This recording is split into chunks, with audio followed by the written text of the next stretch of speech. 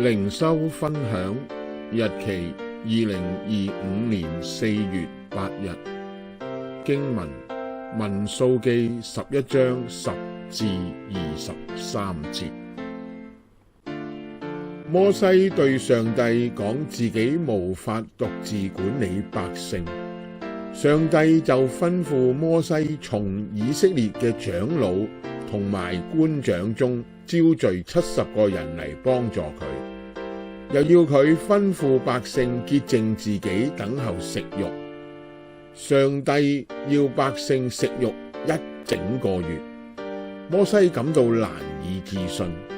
上帝就同摩西講：耶和華的膀臂豈是縮短了嗎？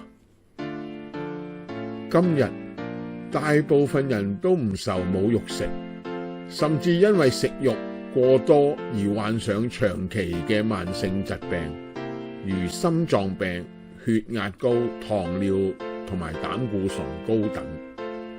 對我哋基督徒嚟講，吃喝亦都係需要嘅，但係上帝嘅話語比食更為重要，因為上帝嘅話語係我哋靈命嘅糧食。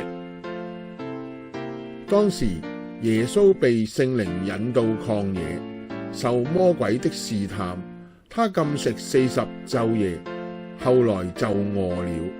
那試探者進前來對他說：你若是上帝的兒子，叫這些石頭變成食物吧。耶穌卻回答說：經上記着，人活着不是單靠食物，乃是靠上帝口裏所出的一切話。馬太福音4章1至4節。阿們。